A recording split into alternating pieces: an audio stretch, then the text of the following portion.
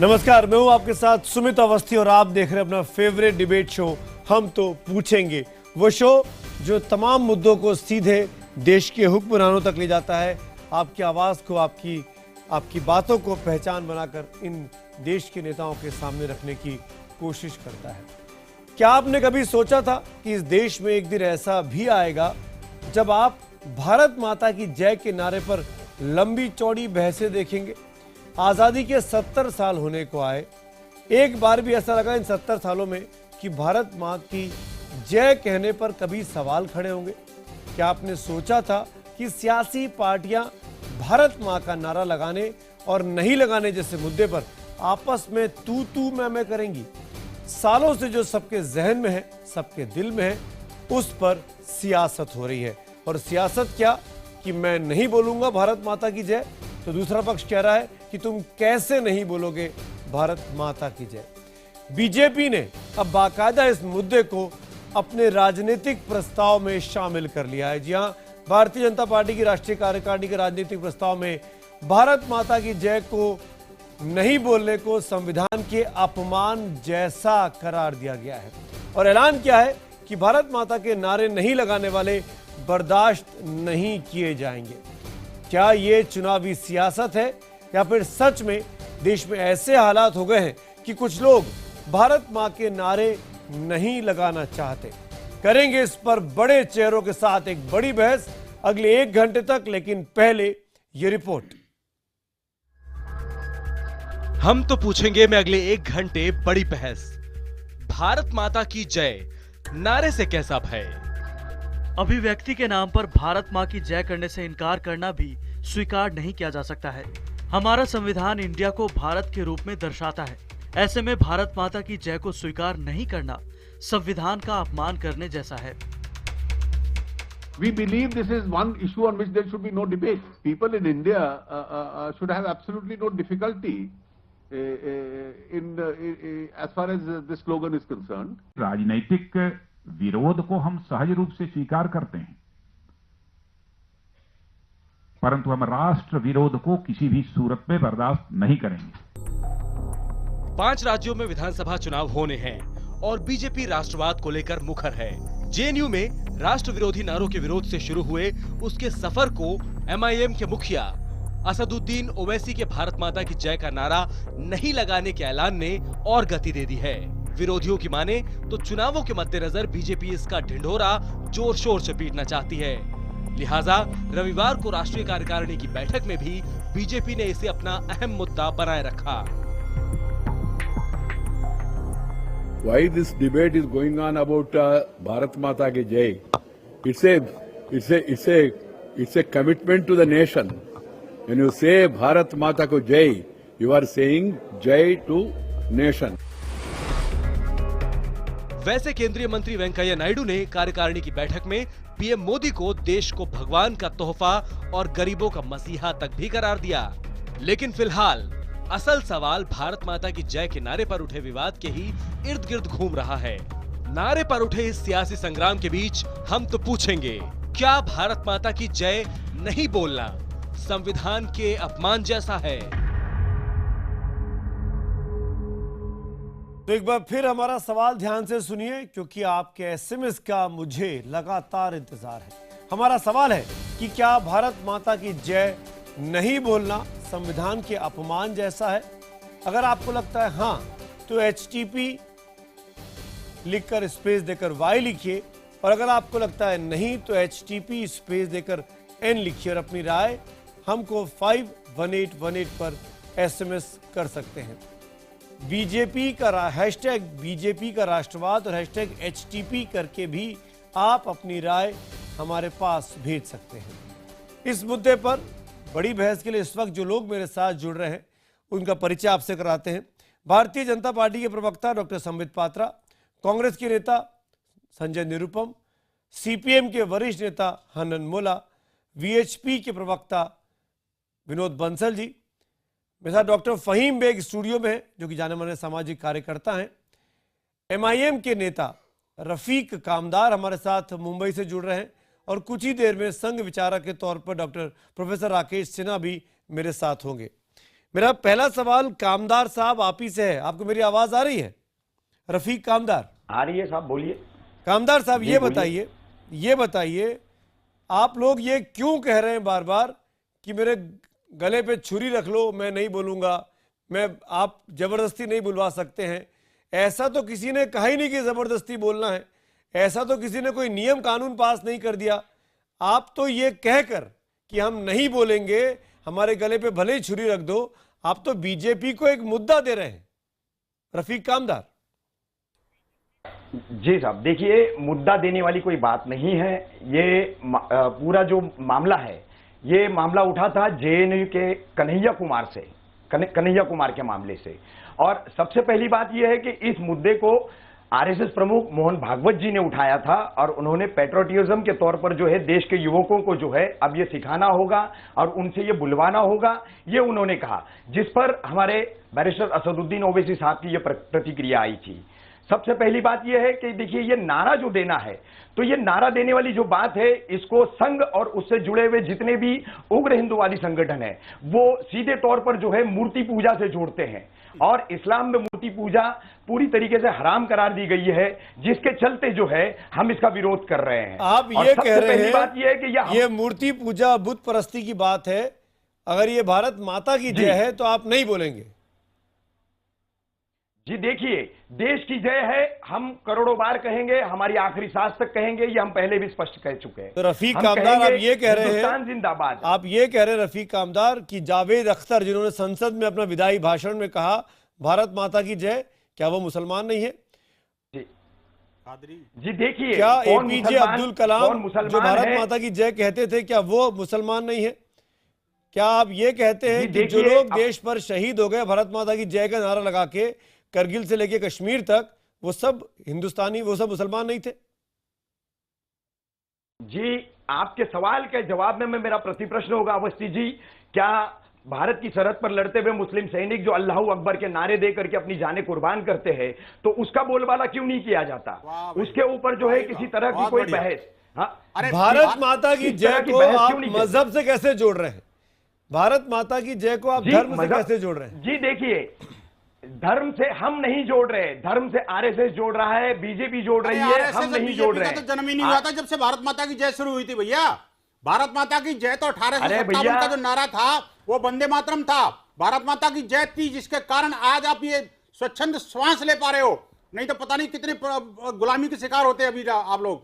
लेकिन उस भारत माता की जय जो 1857 में शुरू हुआ, अरे भैया, स्वतंत्रता का पूरा आंदोलन भारत माता की जय के नारे पर लड़ा गया। आज देश के कितने संघियों ने अंग्रेजों की गुलामी की है, जवान तैनात हैं, कितने संघियों ने अंग्रेजों की मुखबिरी की है, रक्षा कर पाते वो हैं। आप नहीं देख रहे। आप समझिए, अगर भारत माता की जय नहीं बोला तो वो देश के अंदर आप रह नहीं पाओगे। स्थितियां उस तरह की बन रही हैं, आप हर चीज को आप धमकी दे रहे हो? नहीं, स्पष्ट तौर पे भारत माता की जय जो नहीं बोलेगा उसको देश छोड़ के जाना पड़ेगा। जो भारत का नहीं है, जो भारत का नहीं है, उसको भारत में रहने का कोई भारत अधिकार नहीं है। माता की जय जो नहीं बोलेगा, विनोद बंसल क्या धमकी दे रहे हैं उन लोगों को? जिस प्रकार की भाषा आरएसएस और बीएचपी के लोग देते हैं, रहीम साहब, एक विनोद बंसल जी, आप होते कौन हैं? पूछना चाहता भारत का कौन है और वहां कौन पर नहीं जो है, ये कहने वाले आप होते सेना कौन का हैं, ये विनोद जवान बंसल जी? अपनी पूरी नहीं, जान दे नहीं, देता है भारत आप माता की मेरे एक जय बात के लिए। बताइए, विनोद वंदे बंसल, मातरम के जवान भाषा पे संयम रखें, भाषा पे संयम रखें। एक बात बताइए, आप विश्व हिंदू परिषद के प्रवक्ता हैं, विश्व हिंदू परिषद संगठन के प्रवक्ता हैं, देश के तमाम हिंदुओं के प्रवक्ता नहीं है आप। नहीं, मैं क्या आप हूं नहीं उसको तय छोड़ कर दीजिए। सकते कि कौन इस नहीं, देश में रहेगा, नहीं, कौन आप- नहीं रहेगा, नहीं, पहली आप- बात। नहीं, मैं- और दूसरी बात, मैं तय विनोद करने की बंसल, अगर जरूरत नहीं आपको है, किसी को इस दुनिया देश से जानती है, निकालना जानता है, है। अगर आपको किसी को इस देश से निकालना है तो संविधान में लिखवा दीजिए। आपकी तो सरकार चल रही है, देखिए, हर कंपलसरी करवा दीजिए भारत माता की जय बोलेंगे, आज से हम नमस्ते नहीं करेंगे, हेलो नहीं करेंगे। संविधान में लिखी जाएगी, नहीं तो कल को नहीं। इनके आप कौन होते तय करने वाले की देश में नहीं रहना पड़ेगा? मुझे बताइए, कल को इनके बेटे अपनी माँ से पूछा, भाई ये मेरा बाप नहीं है, ये क्या मतलब है? संविधान में नहीं लिखा हुआ।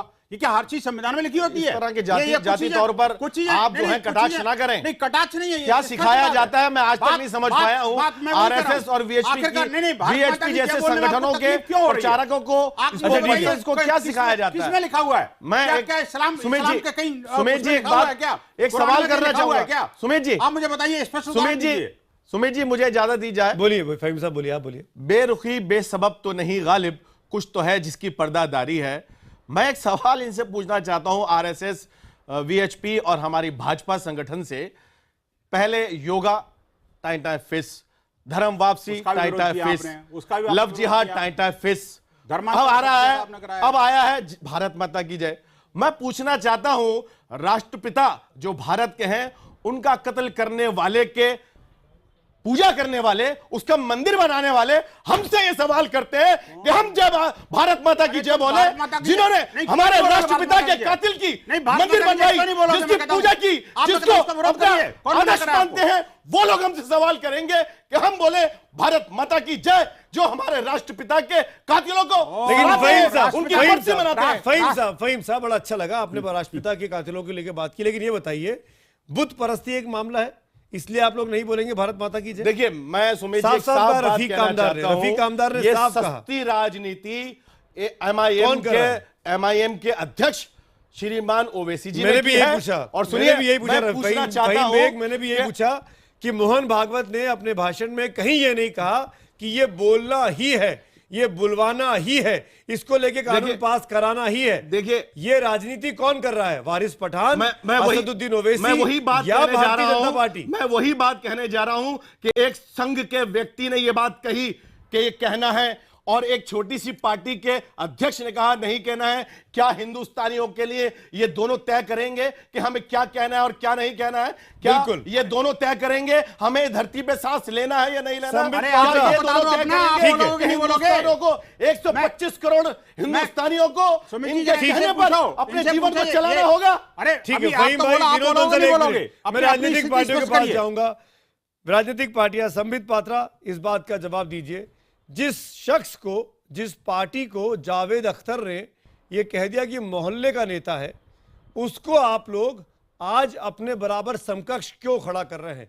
क्या यह भारतीय जनता पार्टी और ओवैसी के बीच फिक्स्ड मैच नहीं चल रहा है कि जानबूझकर इस मामले को हवा दी जाए? आपकी भी रोटियां चलेंगी, हमारी भी राजनीतिक रोटियां सीखेंगी। संबित पात्रा, देखिए, दो बातें हैं। पहली बात तो है कि मैं कभी अपने सपने में भी नहीं सोच सकता था कि इस प्रकार का भी कभी डिबेट हिंदुस्तान में होगा कि भारत माँ की जय कहने में अच्छाई है, बुराई है, भारत माता की जय नहीं कहना चाहिए, अल्लाहू अकबर कहना चाहिए। मुझे कभी सपने में भी ये नहीं पता था कि कभी हमारे जीते जी इस प्रकार का डिबेट होगा। अब मैं सोच सकता हूं कि 1942 में जो हिंदुस्तान के हमारे भाई बहन होंगे उस समय अखंड भारत के, उनको भी सपने में भी ऐसा सोच नहीं आया होगा कि आज जब जिन्ना कह रहे हैं कि मैं महात्मा गांधी को महात्मा नहीं बुलाऊंगा, मिस्टर गांधी बुलाऊंगा। एक सेकंड, उस समय जिन्ना ने कहा था कि मैं महात्मा गांधी को महात्मा नहीं बुलाऊंगा क्योंकि इससे मेरे धर्म को आघात होता है, मैं उनको केवल मिस्टर गांधी बुलाऊंगा। उस समय कभी हिंदुस्तानियों ने यह नहीं सोचा था कि एक दिन ऐसे आएगा 4-5 साल बाद कि हिंदुस्तान दो भागों में बंट जाएगा। इसलिए सुमित जी, इन बातों को बहुत सीरियसनेस के साथ और पूरे एकेडमिक विमर्श के साथ लेना अनिवार्य है, क्योंकि ये एक छोटी चीज नहीं है। आप याद रखिए, ओवैसी अपनी ये कोई छोटी राजनीति नहीं कर रहे हैं, ये जिन्ना के जैसे डिविजिव पॉलिटिक्स को नींव रख रहे हैं। और जहां तक हमारी मिलीभगत, जिस शख्स को जावेद अख्तर ने कहा मोहल्ले का नेता है, आप उस शख्स की बात पर आपकी पार्टी राजनीतिक प्रस्ताव पास कर रही है, आप ओवैसी को अपने समकक्ष क्यों खड़ा कर रहे हैं? क्या मजबूरी है आपकी? मैं बता रहा हूं, मैं इसी का उदाहरण, उसी का उत्तर दे रहा हूं। देखिए, जहां तक ओवैसी जी का बयान और उसके बाद उसके बयान पे हमारी चर्चाओं का सवाल है, चाहे वो कितनी भी छोटी पार्टी का नेता है, वो नेता तो है, वो वैसा नेता है जो संसद के अंदर बैठ के बोलते हैं, वो कोई साधारण व्यक्ति नहीं है। पिछले कुछ दिनों में आपने उनको बहुत बड़ा नेता बना दिया है। सर, मैं प्लीज कह लूं, देखिए, कन्हैया कुमार को कांग्रेस भगत सिंह बना रही है। हम तो बोल रहे हैं कि संसद के अंदर वो नेता जो जाके हिंदुस्तान के कॉन्स्टिट्यूशन के ऊपर डिलिब्रेशन करते हैं, वो अगर इस प्रकार का भ्रामक स्थिति पैदा करेंगे तो स्वाभाविक रूप से सभी पॉलिटिकल पार्टी कांग्रेस ने कन्हैया को भगत सिंह बनाने का कार्यक्रम बनाया तो आपने ओवैसी को जिन्ना बना दिया। अरे जब आप बोल रहे थे फहीम साहब, आप बोल रहे थे, मैं बीच में बोल रहा था, मैं बिल्कुल नहीं बोल रहा था, मैं शांति से सुन रहा था। आप मेरी बात संजय निरुपम जवाब देंगे आपकी बात का। संबित साहब, हाँ, मैं पूरा कर लूं। अब देखिए, मैं जहां तक ये फिक्स्ड मैच का सवाल है, क्योंकि विपक्षी कहते हैं कि हम दोनों का फिक्स्ड मैच चल रहा है। अभी कम से कम 10 दिन पहले खुद गुलाम नबी आजाद जी ने पार्लियामेंट में खड़े होकर आईएसआईएस और आरएसएस को कंपेयर कर दिया। तो क्या ये हमारे और कांग्रेस के बीच में फिक्स्ड मैच है कि चलो तुम ये आईएसआईएस बोल देना और हम अपोज करेंगे, तब ये समाज पोलराइज हो जाएगा और हमें वोट मिलेगा? संबित पात्रा, आप गलत बोल रहे हैं। गुलाम नबी आजाद ने पहली बात तो संसद में नहीं कहा था, उन्होंने संसद में सफाई दी थी और उन्होंने बाकायदा सीडी रखी थी पटल पे। नहीं, संसद देखिए, उन्होंने जाके किसी फंक्शन में इस विषय को कहा और संसद में इसकी गूंज भी हुई। तो स्वाभाविक रूप से गुलाम नबी आजाद को क्या हमने कहा था कि आप ये कह दीजिए हम लोग पोलराइज करना चाहते हैं? तो इसलिए ये कोई फिक्स्ड मैच वाला विषय नहीं है, ये तो एक ऐसी साजिश है हिंदुस्तान के खिलाफ, जो अगर समय रहते नहीं पकड़ा गया, समय रहते इस पे विमर्श नहीं हुआ, तो 1947 वाला हालत फिर से हो जाएगा। आप जबरदस्ती बुलवाएंगे भारत माता की जय जो नहीं बोलने वाले उनसे भी? संबित पात्रा, कब हमने कहा? सुमित जी आप खुद कहिए। सरसंघ चालक जी ने भी कहा, अपने भाषण में कहा कि हम जबरदस्ती बुलवाना चाहते हैं। भारतीय जनता पार्टी ने भी किसी एक व्यक्ति ने या कोई ऐसा कानून लागू किया कि जबरदस्ती किसी को बोलना है? बिल्कुल नहीं किया है। तो इग्नोर करिए ना ऐसे लोगों को, क्यों इनको इंपॉर्टेंस दे रहे हैं? इंपॉर्टेंस दे के आप उनको अपने बराबरी पे खड़ा कर रहे हैं। नहीं, वो कल को आईएएस वाले कहेंगे हम थोड़ा गर्दन काटना चाहते हैं, हम बोलेंगे नहीं इग्नोर करिए, एक ही लड़का है कह रहा है गर्दन काटना चाहता है, फिर लाके बम फोड़ देगा। ये इग्नोर करते रहेंगे तो देश कैसे चलेगा? सबको संज्ञान में लेना है और सबको सही रास्ते पे लाना है, समझा बुझाकर विमर्श के माध्यम से, लड़कर नहीं। मैं दो बातें पूछूंगा आपसे। फहीम भाई एक मिनट, संजय निरुपम, मेरा सवाल आपसे बहुत सीधे तौर पर, क्या कांग्रेस ने महाराष्ट्र में वारिस पठान के सस्पेंशन में साथ देकर शिवसेना और बीजेपी का काम आसान नहीं कर दिया? इस मामले को एक बड़ा राष्ट्रवाद के नाम पर राजनीति चमकाने का? संजय निरुपम। सुमित, मैं इस सवाल का जवाब देने से पहले जो बुनियादी प्रश्न है उसके ऊपर एक टिप्पणी करना चाहूंगा। ये जानबूझ के भारतीय जनता पार्टी और उसकी जो पेरेंट बॉडी है आरएसएस, लोगों का ध्यान सरकार की असफलताओं से बटाने के लिए, इधर उधर करने के लिए इस प्रकार के मुद्दे छेड़ते हैं। भारत माता की जय आज से नहीं, वर्षों से इस देश में लोग बोलते आ रहे हैं। कुछ लोग बोलते हैं, कुछ लोग नहीं बोलते, उनके नहीं बोलने का अलग कारण हो सकते हैं, लेकिन कभी किसी ने किसी के साथ जबरदस्ती नहीं की। लेकिन जब से ये सरकार आई है तब से इनकी पार्टी जो नेशनल डिस्कोर्स है उसमें जानबूझ के लोगों की भावनाएं भड़काने के लिए और वोटों का सांप्रदायिक ध्रुवीकरण करने के लिए इस प्रकार के विषय लेकर के आते हैं। बिल्कुल उसका जवाब देते हुए जो हमारे ओवैसी साहब हैं वो अपने वोटों को भड़काने के लिए बिल्कुल उतना ही जोशो खरोश के साथ अपनी बात रखते हैं, और ताकि पूरे देश में चर्चा का विषय गरीबी न हो, बेरोजगारी न हो, काला धन न हो, सरकार की विफलता न हो, हाँ मुद्दा बन जाए भारत माता की जय। ठीक है, भारत माता की जय बोलना चाहिए सबको, हम भी ऐसा चाहते हैं, मानते हैं, लेकिन अगर किसी ने नहीं बोला तो निश्चित तौर पर उसके ऊपर जोर जबरदस्ती भी नहीं करना चाहिए, ऐसी हमारी भूमिका है। अब आपने जो सवाल पूछा, निश्चित तौर पर वो सवाल कांग्रेस को बहुत देर से, कांग्रेस को एक तरह से परेशान कर रहा है। वो सवाल विधानसभा में चर्चा चल रही थी, चर्चा के दरमियान शिवसेना बीजेपी के लोग आग बबूला हो गए और वारिस पठान और जो इनके जो एक दूसरे एमएलए है उनके पीछे पड़ गए और तरह तरह की बातें, तुमको भारत माता की जय बोलना पड़ेगा। और उतना ही जोर से एमआईएम के भी विधायक बोले हम नहीं बोलते, तुमको जो करना कर लो। और जहां तक मेरी जानकारी, मैं उस समय हाउस में नहीं था, कुछ ऐसे शब्दों का भी प्रयोग हुआ है जो संसदीय मान सम्मान के खिलाफ है। और उसके बाद किसी ने यह सुझाव दिया कि भाई इनको सस्पेंड करना चाहिए था। अब उस सस्पेंशन में कांग्रेस पार्टी के लोगों ने साथ दिया, लेकिन कांग्रेस में जो फ्लोर पे जो उपलब्ध लोग थे उनका कहना है कि वो भारत माता की जय के मुद्दे पे ज्यादा उस तरीके से आंदोलित नहीं थे जिस तरीके से वारिस पठान ने उल्टी सीधी बातें और गलत बातें, असंसदीय बातें कही थी, उसकी वजह से वो ज्यादा नाराज थे। फिर भी कांग्रेस पार्टी के अंदर बहुत इस विषय के ऊपर चर्चा हुई और चर्चा के बाद पाया गया, महसूस किया गया कि इतना भी हार्श डिसीजन नहीं होना चाहिए था। अगर किसी विधायक ने और किसी व्यक्ति ने कहा कि मुझे भारत माता की जय बोल करके अपनी देशभक्ति नहीं साबित करनी है, मेरे लिए देशभक्ति साबित करने के लिए और भी तरीके हैं, तो इसका मतलब यह नहीं कि उसको सस्पेंड कर दिया जाना चाहिए। तो आप ऐसा कांग्रेस की गलती संशोधित लाइव टीवी पर मान रहे हैं कि कांग्रेस से महाराष्ट्र विधानसभा में गलती हो गई सस्पेंशन में साथ देकर? संजय निरुपम, मैं वही कह रहा हूं कि कांग्रेस पार्टी ने अपनी भूमिका संशोधित करते हुए कहा है कि इस ट्रैप में नहीं आना चाहिए।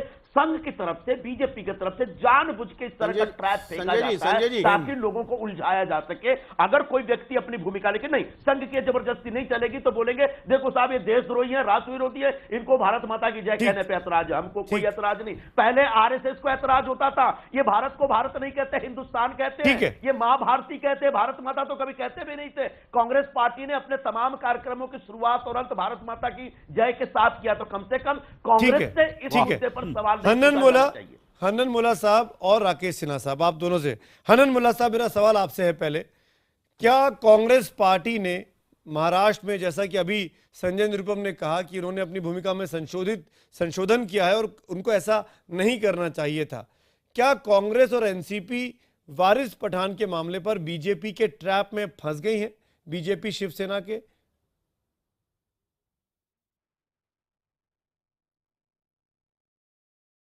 फंस तो गया है, ये तो साफ है, मगर कांग्रेस का क्या प्रॉब्लम है, कांग्रेस पार्टी जो सेकुलरिज्म के लिए लड़ाई में बीच बीच में भटक जाता है और कभी कभी स्यूडो सेकुलरिज्म के जिस नाम पे वो प्रभावित हो जाता है और जाके वो कम्युनल फोर्स के साथ सॉफ्ट कम्युनलिज्म को सपोर्ट कर देता है।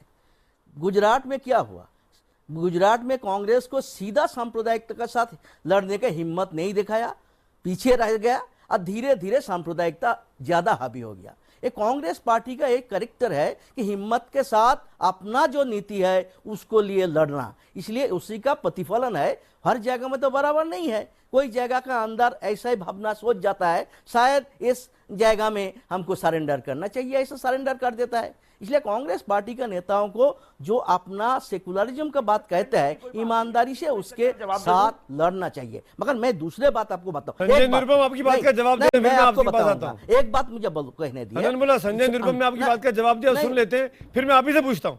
संजय निरुपम कुछ कहना चाह रहे थे। संजय, मैं हनन मुल्ला साहब को बताना चाहूंगा कि देश में धर्मनिरपेक्षता के लिए जितनी लड़ाई और जितनी जबरदस्त लड़ाई कांग्रेस पार्टी ने लड़ी है उतनी कम्युनिस्ट पार्टी ने कभी नहीं दी। तो कम से कम कांग्रेस के धर्मनिरपेक्ष क्रेडेंशियल के ऊपर सवाल न उठाया। हाँ, लेकिन अब आपको झूठ लग रहा होगा तो अपने पास रखिए, लेकिन निश्चित तौर पर विधानसभा में जो है जो हुआ वो बहुत अच्छा नहीं हुआ, मैं स्वीकार कर रहा हूं। एक में मेरी बात हो जाने दीजिए मुल्ला साहब, निश्चित तौर पर महाराष्ट्र विधानसभा में जो कुछ हुआ कोई बहुत अच्छा नहीं हुआ।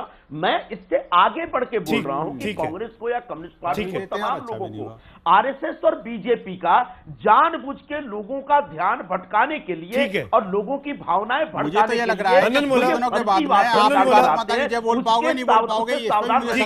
ठीक है हनन मुल्ला साहब, मेरा एक सवाल और आपसे काउंटर, आप जो बात कहना चाह रहे थे मैं उसी तरफ आ रहा हूं। आपको लगता नहीं कि जितना काम मोहन भागवत के भाषण ने नहीं किया उससे 4 गुना काम असदुद्दीन ओवैसी के बयान ने कर दिया कि हम तो नहीं बोलेंगे भारत माता की जय। ये बोलकर बीजेपी का राष्ट्रवाद का नारा इस चुनावी मौसम में बीजेपी को एक बड़ा आसान सा मुद्दा दे दिया असदुद्दीन ओवैसी ने। हनन मोला, ये तो ये भी दिया है ना। जैसा आपको एक बात मैं बताऊं, आजादी का संघर्ष में 200-150 साल में बहुत सारे नारा आया है। कोई वंदे मातरम आया, जय हिंद आया, इनकलाब जिंदाबाद आया, ब्रिटिश साम्राज्यवाद मुर्दाबाद आया। ये सारे सवाल मिलके एक दिन इकट्ठा होके वंदे भारत माता की जय भी आया। तो आज ये सब सवाल में भारत माता का जय स्लोगन में कोई प्रॉब्लम नहीं है, कोई गलती नहीं है, मगर जबरदस्ती इस पर ठोकना किसी पर, इसमें गलती हो रही है। हमारा इस बोला था, मगर बाकी जो स्लोगन है, जो स्लोगन देता है जबरदस्ती हो रहा है। नहीं तो कैसा प्रस्ताव पास करता है, न ऐसा कैसा प्रस्ताव, बीजेपी का काल का प्रस्ताव, ये तो जबरदस्ती का इंगित है। जबरदस्ती का विरोध कर रहे हो, इस तरह जिंदा जलाया जा रहा है, किसी ने बोलने के लिए नहीं बोला, डाला जाता है, लेकिन जबरदस्ती विरोध हो रहा है, करने जा रहा है। और स्थितियां अब ये बन रही है कि भारत का विरोध करने की एक आदत सी बन गई है। जेएनयू की आवाज हो, कहीं और की आवाज हो, राकेश सिन्हा की राय, हर जगह भारत के विरोध नजर आता है।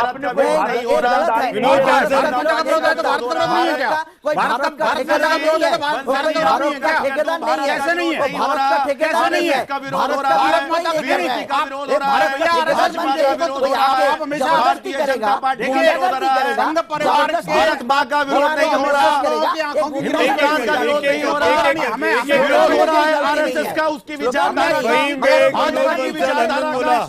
एक minute cut the audio please, तीनों का। राकेश सिन्हा, मैं आपसे पूछना चाहूंगा हनन मुल्ला साहब की बात का, और ये इसलिए भी क्योंकि भारत माता की जय कुछ लड़कों को बोलना सिखाना होगा, पहले मोहन भागवत जी ने कहा, उसके बाद भारतीय जनता पार्टी ने औपचारिक तौर पर अपनी राष्ट्रीय कार्यकारिणी की बैठक में इसको अपने राजनीतिक प्रस्ताव का हिस्सा बना लिया। और भारतीय जनता पार्टी के राजनीतिक प्रस्ताव में यह बड़े साफ तौर पर लिखा हुआ है कि भारत माता की जय को स्वीकार नहीं करना संविधान का अपमान करने जैसा ही है। पर संविधान में कहां लिखा है संबित पात्रा, राकेश सिन्हा, मेरा सवाल आप दोनों बारी बारी से है, पहले राकेश सिन्हा जवाब दीजिए। संविधान में किस नियम कायदे में लिखा हुआ है कि भारत माता की जय बोलना ही है? राकेश सिन्हा। सुमित जी, मैं पहले कांग्रेस पर एक टिप्पणी करूंगा और मैं चाहूंगा कि हस्तक्षेप ना करें। मैं अगर गलत बोलूं तो बाद में आप उसका काउंटर करें। कि कांग्रेस के लिए एक फ्रेज है, ब्लिंकर्ड विजन एंड फ्रेगमेंटेड आइडिया।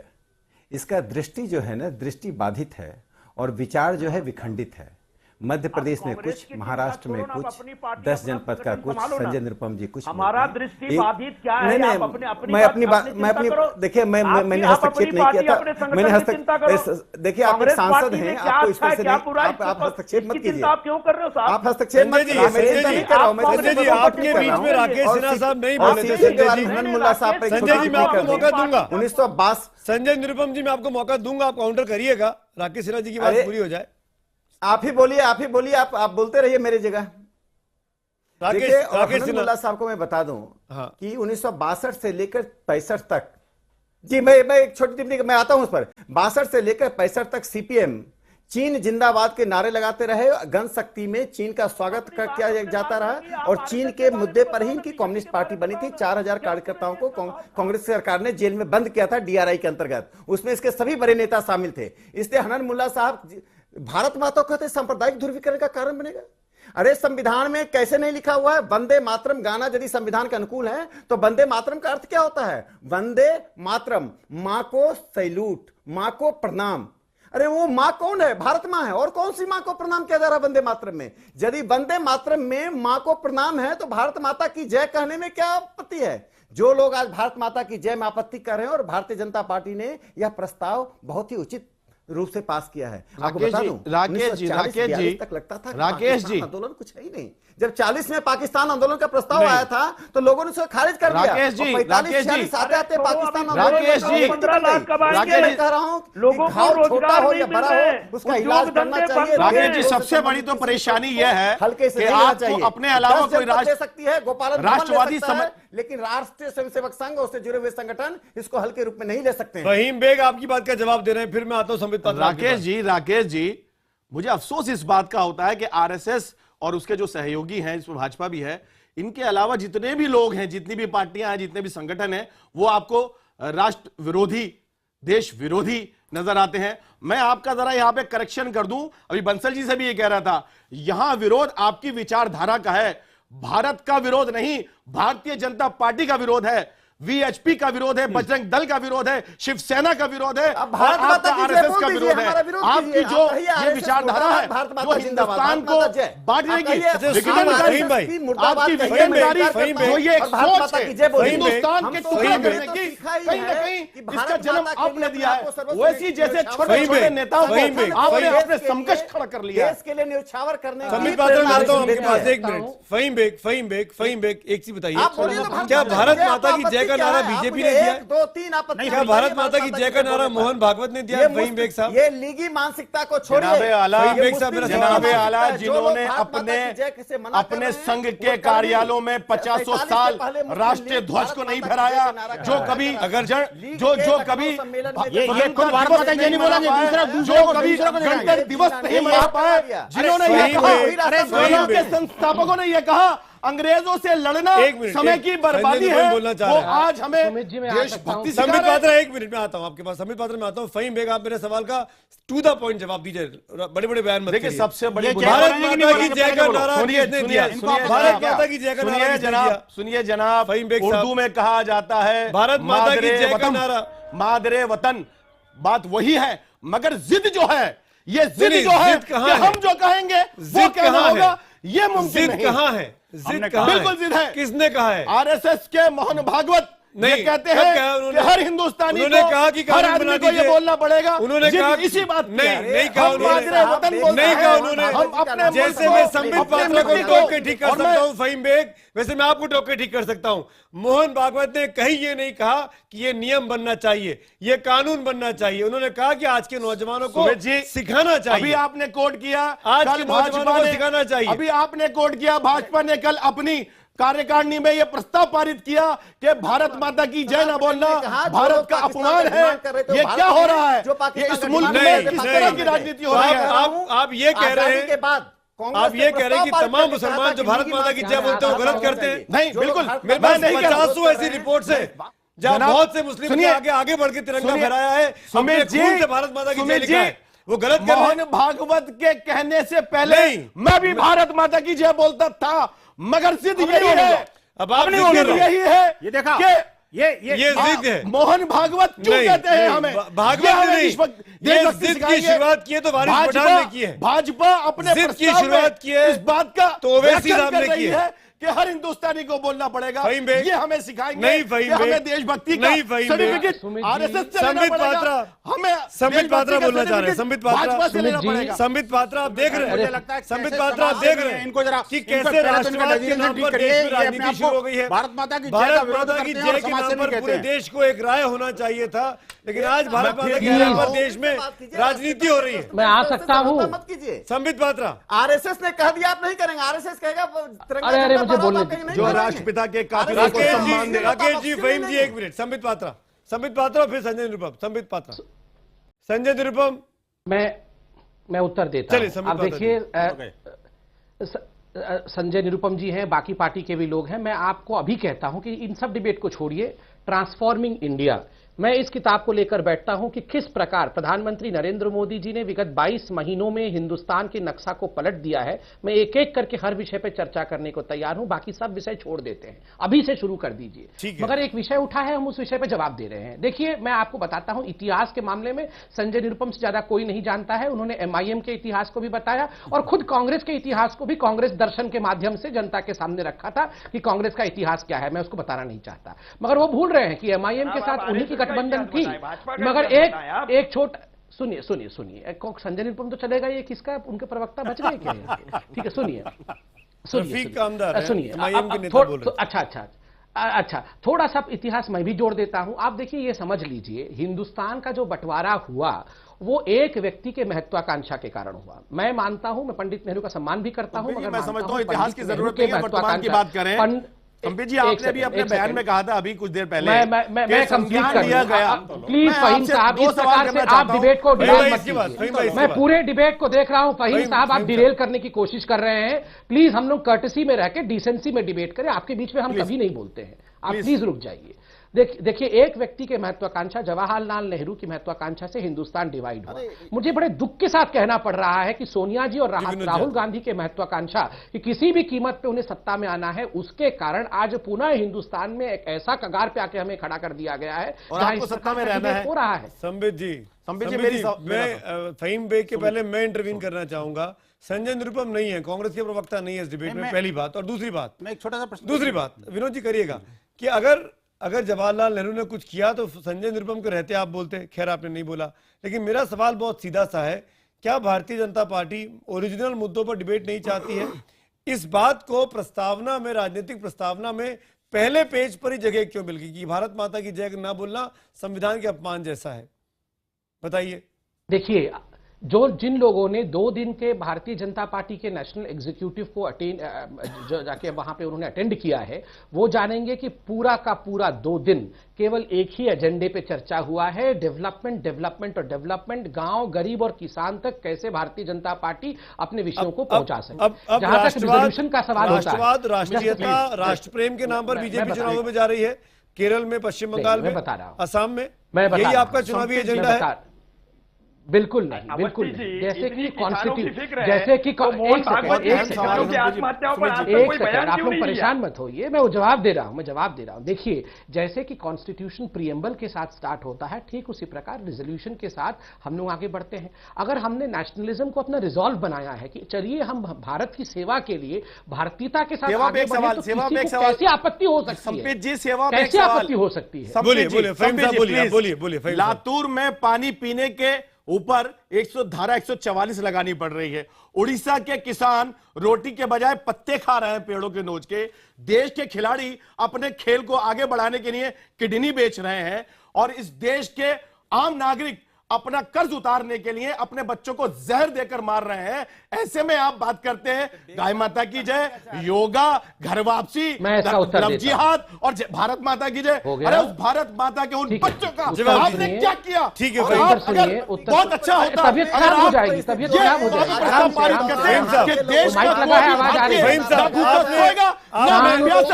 बैठ जाइए, थोड़ा सा आराम से बात कर लो। बैठ जाइए, मैं उत्तर दे रहा हूं। करेंगे तब तो आजादी ही नहीं मिलती। मैं उत्तर देता हूं। तो देश कभी आजाद होता ही नहीं। संबित पात्रा जवाब दीजिए। 1857 संबित पात्रा जवाब दीजिए। हनन मुल्ला साहब पहले संबित पात्रा जवाब दीजिए, फहीम बेग जी, फिर हनन मुल्ला के पास। मैं छोटा सा फहीम बेग जी ने सही कहा कि देखिए भारत में बहुत सारी प्रॉब्लम्स हैं, इसमें कोई दो मत नहीं है। एक समय ऐसे भी था, आज से कुछ 2 साल पहले, जबकि हिंदुस्तान ब्रिक्स के इकोनॉमी से बाहर हो रहा था। ये तो शुक्र है इस सरकार का, जिसने आज इकोनॉमी को इस कायदे पे बढ़ाया है, ग्रोथ को ऐसे आगे बढ़ाया है कि हम आज विश्व में जाने माने इकोनॉमी के पथ पे चले पड़े हैं, ग्रोथ के पथ पे चल पड़े हैं। फार्मर्स के लिए, किसानों के लिए, पानी के लिए आपने कहा, मैं आपसे डिबेट करने को तैयार हूं। इरिगेशन, मात्र 16% जमीन हिंदुस्तान का इरिगेटेड है, वहां से 50% से अधिक हम कैसे सिंचाई बढ़ा सके? प्रधानमंत्री सिंचाई योजना, मैं योजना सिर्फ कागज पे है, जमीन पे नहीं, जनता को वो मिलता नहीं जो आप बताते हैं। नहीं आते जो हैं, पर फहीम साहब शुरू में तो योजनाएं बनेंगी ना, ये गड़बड़ी है। कांग्रेस के जमाने की योजना हिंदुस्तान का तो संविधान जानते हैं, ना तो आप सरकार को जानते हैं, वही गड़बड़ी है। अच्छी चीजें आप पढ़ते हैं नहीं, हनन मुल्ला, अच्छी चीजें आप जानते हैं नहीं। साहब मैं चाहूंगा आप जवाब दीजिए बीजेपी की बात का। चलिए कि बीजेपी ने किसानों के लिए डिबेट करिए। बीजेपी ने किसानों के लिए बहुत काम किया है। हनन मुल्ला साहब जवाब दीजिए इस बात का। चुनाव में आप भी जा रहे हैं बंगाल में। हनन मुल्ला साहब की पार्टी जहां जा गई है वहां बर्बादी करके आई है, ये क्या जवाब देंगे? अखिल भारतीय एक बड़ा फेमस कहावत है, मैं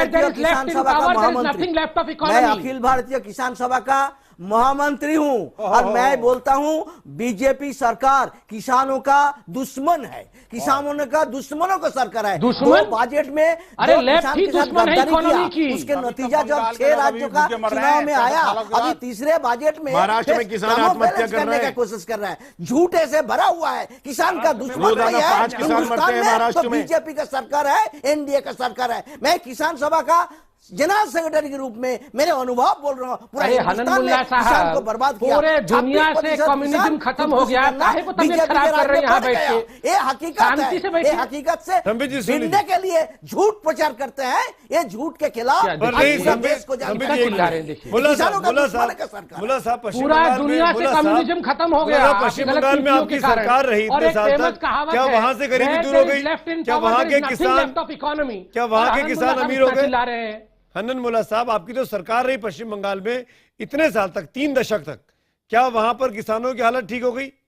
क्या वहां के किसान अमीर हो गए? क्या पश्चिम बंगाल में गरीबी दूर हो गई? हनन मुल्ला साहब मैं आता हूं।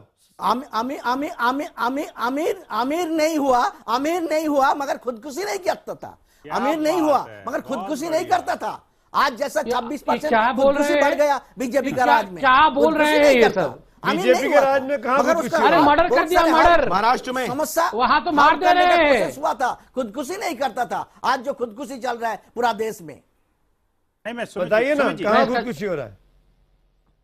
महाराष्ट्र में रोजाना 5 किसान लगभग आत्महत्या कर रहे हैं कर्ज की वजह से। ये सांप्रदायिक ताकतें राई, वो जो कोई भी सांप्रदायिक हो देश के लिए खतरनाक है। आज MIM RSS का एक मिनिएचर के रूप में उभर के आ रहा है। कोई फर्क नहीं है। आरएसएस हिंदू सांप्रदायिकता फैला रहा है और एमआईएम मुस्लिम सांप्रदायिकता फैलाने का कोशिश कर रहा है। दोनों सांप्रदायिकता सुनिए, देश के दुश्मन। शांति से जरा सुनिए। देखिए, आपकी उम्र इतना चिल्लाने की नहीं है।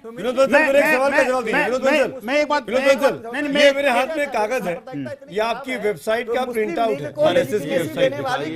इसमें भारत माता की तस्वीर लगी हुई है। लीग के साथ समझौता, ये यही भारत माता की तस्वीर है। ये आरएसएस की भारत माता है, अखंड भारत वीएचपी की भारत माता है। झंडा कौन सा है? ये पूरे हिंदुस्तान की भारत माता झंडा देख लीजिए कौन सा झंडा है। भगवा झंडा है, क्यों नहीं है? यही तो दिक्कत है।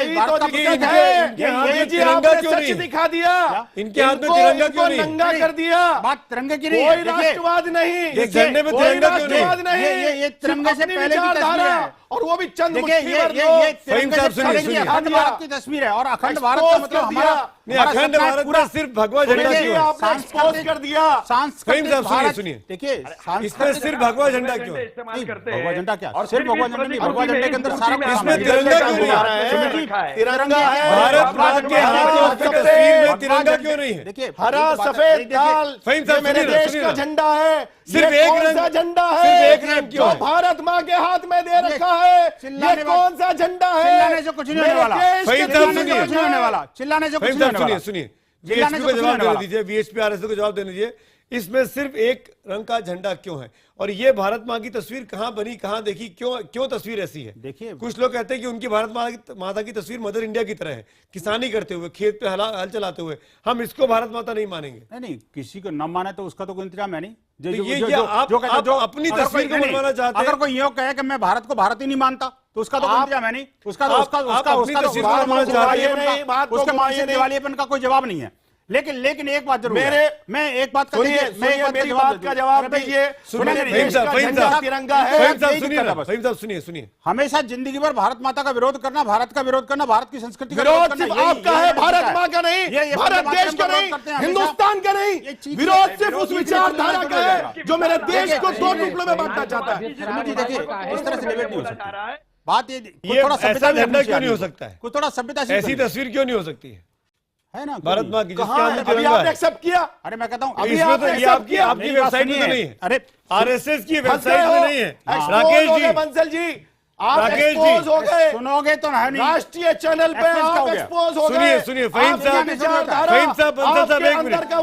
फहीम साहब, एक मिनट, थोड़ा सा इनको राकेश जी, आप जवाब देना चाहेंगे? आरएसएस की वेबसाइट पर ये जो तस्वीर है भारत माँ की, जिसका प्रिंट आउट मेरे हाथ में है, इनके हाथ में ट्राई कलर क्यों नहीं है? इनको थोड़ा शांति बढ़ते हैं, डिबेट लोग सुनना चाहते हैं। इनके हाथ में ट्राई कलर क्यों नहीं है? तिरंगा मैं इसका जवाब देता हूं। बोलिए। मैं कह रहा हूं कि ये भगवा झंडा रंग दे मेरा वसंती चोला, ये जब कहे थे कहा तिरंगा चोला अपनी रंग दे, तरफ से खुद बोल्ड कर लिया। प्रतीक है, जहाँ पर बात नहीं हुई राष्ट्रीय झंडा अलग है। दूसरी बात, मैं इनसे कहता हूँ भारत माता का जैसा भी तस्वीर बनाना चाहे बना ले, 125 हमारे करोड़ तस्वीर को स्वीकार ना करें, सब कुछ जानते हैं। सुनिए ना, बोले जो तस्वीर बनाएंगे उसी का मैं जय करूंगा, लेकिन बोले तो ये तो भारत माता को स्वीकार नहीं कर रहे हैं कि जो तस्वीर बनाएंगे वो मानने को तैयार है भारत माँ की। आप बोलिए तो सही, क्यों मिस्र में मुसलमान नहीं है क्या? अभी पलटी मार गए ना, ये बोलते हैं कि यही झंडा है, और आप बोलते हो और भारत के लोगों को की सियासत जो आरएसएस 30 सेकंड्स आरएसएस और बीजेपी भाजपा कर रही है, ये सियासत है। अगर आरएसएस अपने विचार में बदलने को तैयार है, आरएसएस आज अपने मुख्यालय में तिरंगा फहराने को तैयार है, आरएसएस ये कहने को तैयार है कि भारत माँ की तस्वीर आप बनाइए और भारत माँ की जय बोलिए, तब क्या दिक्कत है? सुमित जी, तब क्या दिक्कत है? इस्लाम कहता है अपनी मिट्टी पर मरना है, अपनी मिट्टी के लिए खून देना है, अपनी मिट्टी के लिए अपनी जानें देनी है। मेरे बुजुर्गों ने ये किया है और करते रहेंगे। भारत माँ की जय नहीं बोल रहे, मुट्ठी भर लोग मेरे देश को मक्का मदीना चिल्लाइए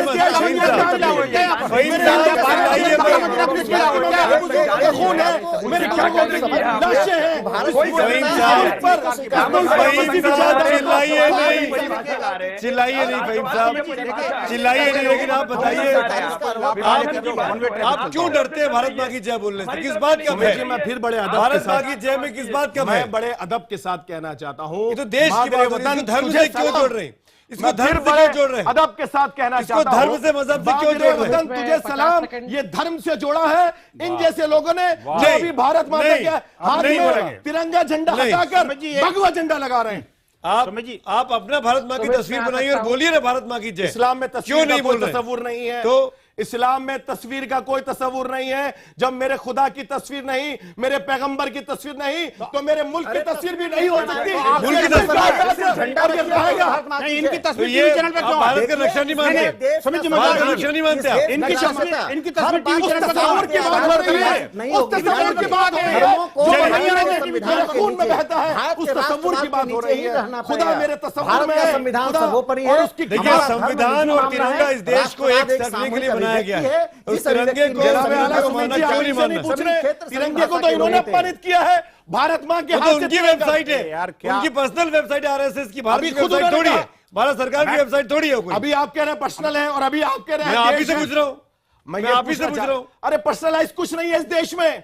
इस आप देश कहे में वो पर्सनलाइज नहीं है। आपने कहा ना भी पर्सनलाइज है, आपकी इनकी पर्सनल बात करिए ना। ये तो सिर्फ मक्का मदीना की मिट्टी को सलाम करते हैं और किसी को नहीं करते। बंसल जी मिट्टी को नहीं कर सकते भैया। चलिए, भारत के सारे डिबेट को सीधा सीधा मैं thank you so much Faheem Baig, Vinod Bansal, Rakesh Sinha, Hanan Mulla, Sambit Patra और रफीक कामदार, आप सबका शुक्रिया।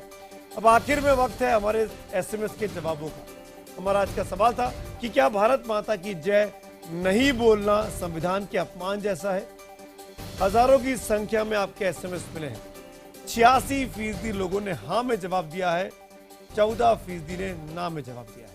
तो यही सवाल हमने ट्विटर पर भी पूछा।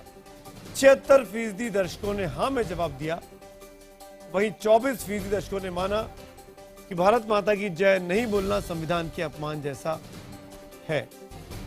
76% मेजॉरिटी मानती है कि अपमान जैसा है ट्विटर पोल में भी। तो आज इतना ही हम तो पूछेंगे में